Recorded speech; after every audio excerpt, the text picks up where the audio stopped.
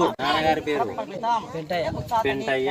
ఇలా మన తాత ముత్తాతల్ని ముత్తమ్మల్ని అందరినీ పిలిచి నదికి దగ్గరలో పిండ ప్రదానాలు చేస్తారు. నదీయ పుణ్యలోక ఫలవ్యాప్తత్వం పిండ ప్రదానం అహంకరిస్తే. ఇలా పిండ ప్రదానాలు చేయడం వల్ల మనకేమన్నా అడ్డంకులు ఆటంకాలు ఉన్నా తొలగిపోతాయి. అలాగే మన పెద్దలకు కూడా మోక్షం లభిస్తుంది. ఆయనమ్మ పేరు సాయం ఆస్మతు. అమ్మ పేరు గుర్తులేదు. అలా గుర్తు లేకుంటే యజ్ఞయ్య లేదంటే యజ్ఞమ్మ అనుకోవాలి అంట. కాకపోతే యజ్ఞమ్మ అనుకోవాలి. ఇలా అందరినీ ఆహ్వానించి పూజ జరిపిస్తారు.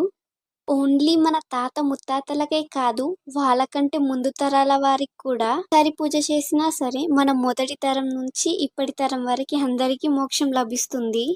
విద్మహే వాసుదేవాయ ధీమహి తన్నో విష్ణుః ప్రచోదయాత్.